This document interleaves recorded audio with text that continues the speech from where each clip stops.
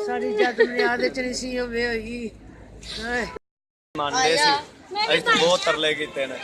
police ਵਾਲਿਆਂ ਦੇ ਡਾਕਟਰਾਂ ਦੇ ਕਿਸੇ ਨੇ ਸਾਨੂੰ ਮੂੰਹ ਤਿਗਰ ਨਹੀਂ ਵਿਖਾਇਆ 4 ਵਜੇ ਦੇ ਅੰਦਰ ਰੱਖੀ ਸਾਰਾ ਕੁਝ ਕਰ ਕਰਾ ਕੇ ਤੇ ਬਾਅਦ ਚ ਇਹਨਾਂ ਸਾਨੂੰ ਸਵੇਰ 11 ਵਜੇ ਦਿੱਤੀ ਲਾਸ਼ ਗਰੀਬ ਬੰਦੇ ਮਾੜੇ ਬੰਦੇ ਆ ਅਸੀਂ ਤਰਲੇ ਕਰ ਕਰਕੇ ਉਹ ਵੀ ਸਾਡਾ ਲਾਲਾ ਫੈਜ਼ ਆਇਆ ਭੱਟੀ ਤੇ ਉਹਨੇ ਜਾ ਮਾੜੇ ਬੰਦੇ ਤਾਂ ਹੀ ਤਾਂ ਕੁੱਟ ਜੀ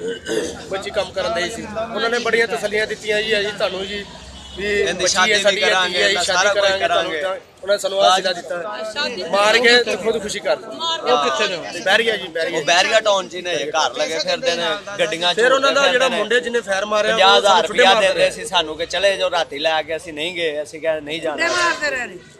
ਫਿਰ ਸਾਨੂੰ ਪੁਲਿਸ ਵਾਲਿਆਂ ਕੋਲ ਚਪੇਟਾ ਪਵਾਉਂਦੇ ਰਹੇ ਨੇ ਉੱਥੇ ਕਦੀ ਕੋਈ ਕਵੇ ਗੱਡੀ ਛੁੱਟੇ ਮਾਰੇ ਉਹਨਾਂ ਨੇ ਆ ਕੇ ਤੁਸੀਂ ਜਾਓ ਤੁਸੀਂ ਜੋ ਕਰਨਾ ਤੁਹਾਡਾ ਦਿਲ ਕਰਦਾ ਉਹ ਕਰ ਲਓ ਤੁਸੀਂ ਕੁਛ ਵੀ ਨਹੀਂ ਤੁਸੀਂ ਕਰ ਸਕਦੇ ਉਹ ਅਮੀਰ ਬੰਦੇ ਨੇ ਅਸੀਂ ਜਰਾ ਗਰੀਬ ਬੰਦੇ ਆ ਫਿਰ ਅਸੀਂ ਰੋਡ ਬਲਾ ਕੀਤੀ ਰਾਤ ਵੀ ਉਹਨਾਂ ਦੇ ਗਨਮੈਨ ਬੰਦੇ ਜੀ ਸਾਨੂੰ ਗੱਲ ਪੈਂਦੇ ਰਹੇ ਸਾਡੇ ਨਾਲ ਬੱਚੀ ਨੂੰ ਤਾਂ ਨਾ ਮਾਰਨਾ ਬੈਰੀਆ ਟਾਊਨ ਵਾਲੇ ਇਹਨਾਂ ਨੂੰ ਤਾਂ ਥੱਲੇ ਉਹਨਾਂ ਚਾਹ ਦਿੱਤੀ ਹੈਗੇ ਇਹਨੂੰ ਭੇਜਿਆ ਸੀ 4 ਮਹੀਨੇ ਤੋਂ 4 ਮਹੀਨੇ ਹੋ ਗਏ ਇਹਨੂੰ ਕੰਮ ਕਰਦੀ ਨੂੰ ਕਿਚਨ ਦਾ ਕੰਮ ਕਰਦੀ ਸੀ ਬੈਰੀਆ ਟਾਊਨ ਤੋਂ ਉਹ ਜ਼ਾਤ ਦੇ ਬੱਟ ਨੇ ਇੱਕ ਦਾ ਨਾਂ ਜ਼ਹੀਰ ਹੈ ਇੱਕ ਦਾ ਨਾਂ ਸਾਮਾ ਇੱਕ ਭਾਈ ਦਾ ਨਾਂ ਦਾ ਨਹੀਂ ਪਤਾ ਹੈ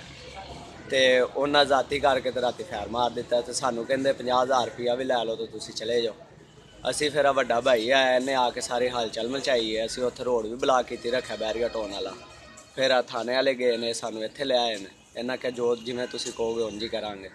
ਹੁਣ ਇਹਨਾਂ ਦੇ ਫੈਸਲੇ ਜਿਵੇਂ ਕਰਨਗੇ ਇਹੀ ਕਰਨਗੇ ਬਿਹਤਰ ਜਾਣਦੇ ਨੇ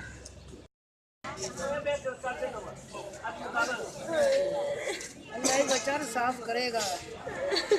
साफ करेगा